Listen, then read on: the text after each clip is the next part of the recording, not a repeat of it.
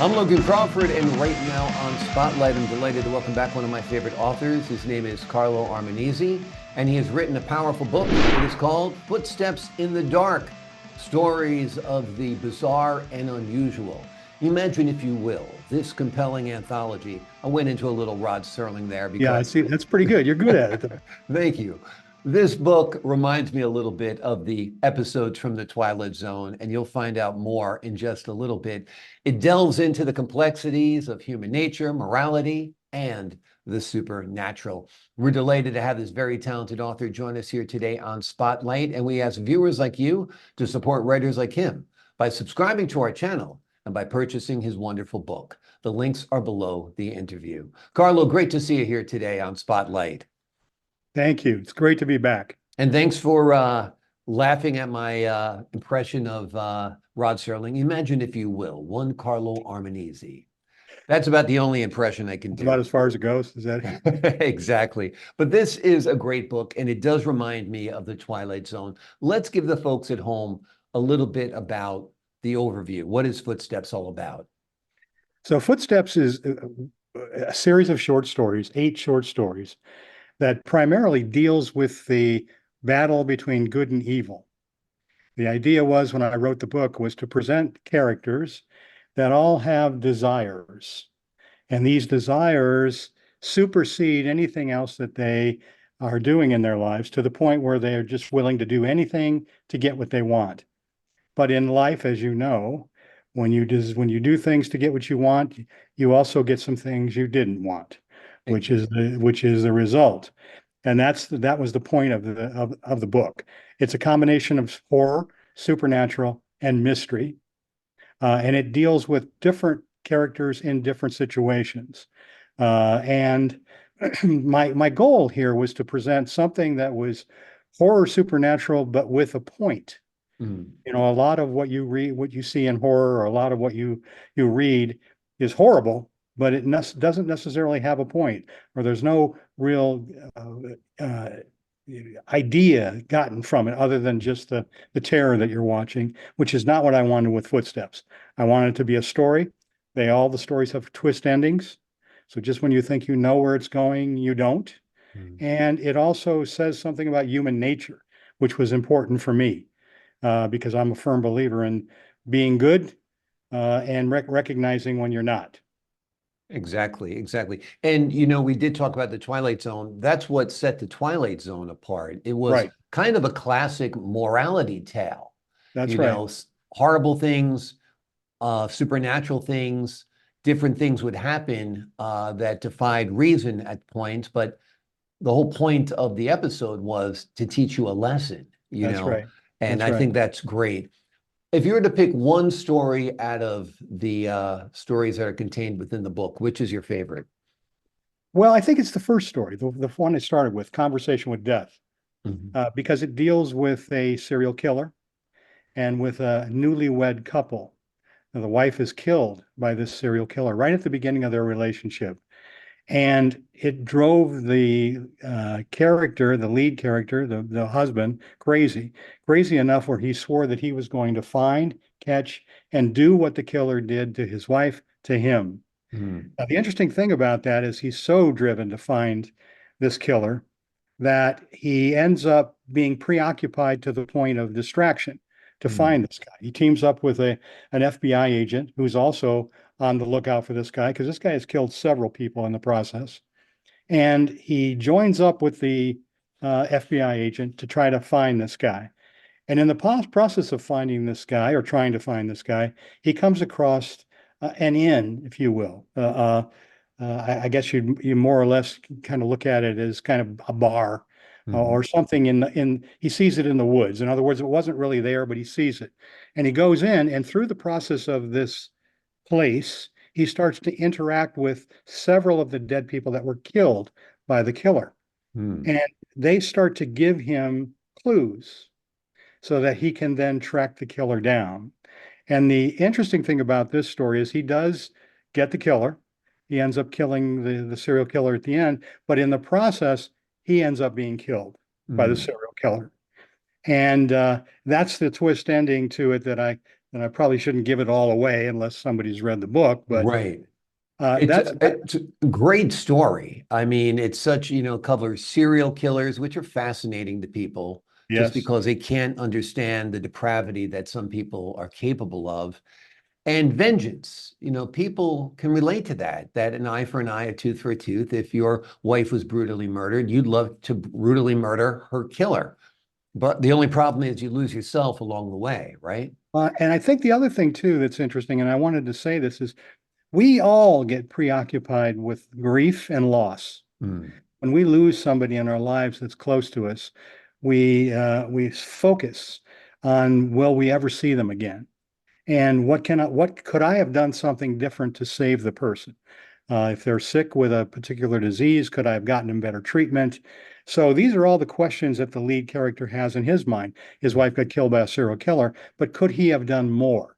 mm, And the whole purpose was to present this in a way where he kind of creates this place where where supernatural tendencies, if you will, come across to help him. And it's actually brought on by the mm. wife who's already been killed. And so she is the one that's the stimulus for bringing these people back to help him catch the killer. So that's where the whole supernatural bent comes in. And I think it's something that a lot of us believe in. Mm. When you get down to it, supernatural is not just it's not a myth for a lot of people. And it's something that's real and something that if people believe enough in it, that it can transform or, come across and you can actually see it and be satisfied by it, that kind of a thing. So that's what happens. Yeah. Well, if you believe in heaven, you believe in hell. If you believe in that type of thing, you do believe already in what is basically Right. supernatural. It's something we That, don't see. It's that's something right. we believe in. It's something that is extraterrestrial, Yes. So I think that the groundwork is there for those beliefs. Now, I understand you've been busy writing some other books as well. Well, what I'm trying to do now is I put out three other books. I've got one that's called that's Deceitful Intentions. It's Hmm. about two young women, one of which is involved in a car accident at the beginning of the story. Hmm. And her mother, she's in the car with her mother, and her mother gets killed. And Raven, the lead, she lives, but she loses one of her legs and her memory. And so she doesn't remember her mother, even though her mother was in the car with her. And she goes back to her hometown, hoping that by going back to someplace she's familiar with, it'll help her start to bring back her memory. Hmm. And when she gets back there, she gets reunited with her then best friend before the accident, a young black woman who she was very friendly with when they were together in high school. They're best friends. And through the process of those two, they search out and try to get her memory back. And in the process of getting her memory back, they find out that the accident wasn't really an accident at all. Hmm. It was actually caused. And so it's that mystery. But more importantly, it's a story about courage Hmm. and dedication, the kinds of things that people go through all the time. You can either give up and just, not proceed or move forward, or you can do what she did, which is to decide that you're going to continue on with your life and just try to do what's necessary to be better. So that one is called Deceitful Intentions, and that one's out already on Amazon. Wonderful. Wonderful. Then I have another book, which is a historical mystery called The Picture Box, which is about Croatia. A friend of mine that lives next door was from Croatia, and his family's fairly well known in Croatia. And he started telling me about his family, and I got inspired to say, Hmm. here, there's a real story here. So it's kind of that combination of truth and fiction. And this, I did a lot of investigation and on Croatia, and so all the places that are in this book are real, Hmm. and most of them are still around. They're operating right now. The story itself is somewhat real, but then obviously somewhat fiction too. But it's a mystery. It's also a mystery. Uh, Wonderful. That's yeah, that one's pretty interesting. And then of course I have a comedy. Sam Razor, a detective that I created, and his Mhm. first case is the blonde with the bad nose job. Uh, yeah, it's kind of that was the idea when I came up with the title, is to try to say create a title that people would be that's humorous, that would make you want to read the book and find out Yeah. about. And Sam's one of those detectives that's kind of, he does things by the seat of his pants. He Hmm. gets the case solved, but it's almost in spite of himself. Yeah. And so that one's out as well, and that's a comedy. So I've kind of diversified. But more importantly, what I'm doing right now, which I'm excited about, is Footsteps in the Dark 2, which Hmm. is more Footsteps in the Dark, which is going to be another 7 short stories, kind of again, evil versus good, that kind of a thing. And I'm just about finished with those stories and hope to have that book out soon too. Wonderful, wonderful. When you look at the success, obviously the Twilight Zone, and if you look at the success of the Black Mirror, which Yes, is more contemporary show, there's really a an appetite out there, or a market out there for stories like this. I mean, this would be a great series. Each week could be a different, footsteps in the dark. I completely agree. And the good news is I have an agent and I just rolled out a website. So my website is under carloarmenise.com Okay. and it shows all the books. And your interview is on there. Okay. So that people can, I actually spent a long time listening to it again. And I have to tell you, you're terrific. And that interview, if I have to say so myself, was pretty terrific too. It went a Thank long you. way with, getting the books out there and really getting people to realize what Footsteps in the Dark is all about, which I appreciate because one of the challenges writers have, especially, is getting visibility, getting eyes on your book and getting people to really buy it and read it because that's the whole reason you wrote it, right? So I got a website now, it's on there, and I'm continuing to develop things and put them on that website so people can get a sense of the books before they buy them. Wonderful. CarloArmenise.com. That's easy to remember. And all of your books are there, Yes. including, and then you said the interview as well, so people can hear more about the books as well. Yep. That's great. What's been your writing practice? Have you been getting up every day and writing early, or only when feeling inspired? Tell us a little bit about No, how you've been writing. unfortunately, what ends up happening is when you're right, when I'm speaking for myself now, when I'm right in the middle of writing something that I'm focused in on, because I also have a separate case for Sam Razor that I'm writing at the same time. I I want to start, play Sam Razor, by the way. you do? Okay, well, I've listen, always wanted to be a noir detective. I I wanted to think be you like a do. Sam Spade or a Philip Marlowe or something like that. Well, But I'm really a goofy guy when it comes down to it. So I think I'd be the perfect guy who looks like he's the consummate, well, I'll tell detective. you what, the deal I'll make with you is you can be Sam Razor as long as you help produce Sam Razor Exactly. We and got to get get it Sam seen. Razor That's made. Okay. Sounds good. Well, I'll no, take I a close usually look get at up. Sam Razor and see what we can do with it for I sure. usually get up first thing in the morning, and my goal is to spend as many hours as I'm inspired. Like if I'm starting to write, like right now in this new creation of Footsteps in the Dark 2, I'm in the throes of 2 different stories that I'm really excited about. But I want to make sure the quality of the stories are consistent with the first book, Mm. because I think a lot of times what I see is writers put things out and then they do a sequel, but it's not of the quality of the original book. Right. It's a lot with movies too. So, and then, so I write as much as I need to, want to, and it's every day. I don't know how many hours it's going to be, but it's every day. And I'm kind of blessed. I have a wife that's very, very talented, and she's my editor. She's Great. very, so I have somebody that can read stuff right away for me and give me some feedback, which is great. So that's kind of my practice. Yeah, and it's fun to collaborate as well. Yeah. Your creation becomes her creation. She has ideas, you bounce them off each other. I think that's wonderful.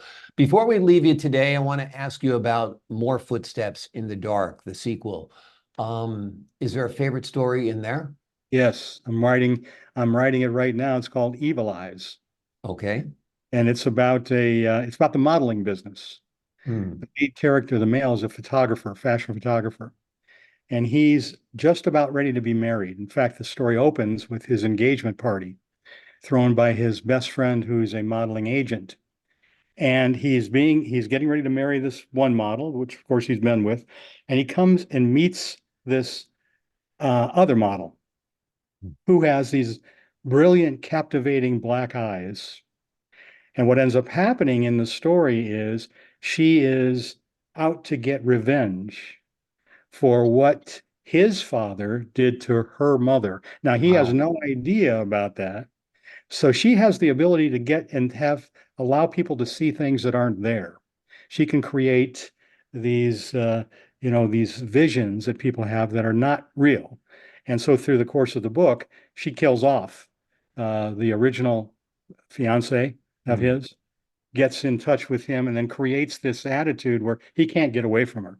So the mm, whole story is about divulging what she's there for and why she's there, and then how he gets away from her to live at the end of it. So it's got a lot of twists and turns. It's got a lot of it's got some nice horror mm, and implications. So that's one I'm writing that I really appreciate. Also, I'm writing one that actually is about a detective who's mhm, chasing a serial killer, and he's been chasing him for 2 years. And the process is that he's just about ready to catch him, but he's retiring. So in mm, the process of retiring, he has to give up the ghost. So his last investigation is one or more of these murders. And he mm. goes out to investigate the murder, and the serial killer kills him. So what happens in this one is his spirit comes back and goes through the rest of the story catching the serial killer. But it's just really his spirit that does it. It's not physically him. Sounds great. Sounds great. All of these stories are fascinating. I mean, the way you tell them, they're really, really gripping. And they do seem like they're episodes ready to happen. You know, they could be made flushed out into a movie or flushed into a single episode on Amazon Prime or Netflix or where have you. You can learn more about this prolific author on his website, carloarmenise.com. We've been talking today about several of his books, including Footsteps in the Dark, Stories of the Bizarre and Unusual. You will love that book. There is a sequel to it, and all of the books that we discussed today. Carlo is an extremely talented author, so I think you will enjoy them. Carlo, thank you so much for joining us here today on Spotlight. Thank you for having me again. It's my pleasure. I look forward to talking to you when I get the opportunity. So uh, I appreciate it. I Well, appreciate it. same here, right back at you. You're a great guest, always informative, and always great stories to tell. So I appreciate you taking the time to talk with us today. And to the folks at home, I'm Logan Crawford, thanking you for your time this time. Until next time on Spotlight.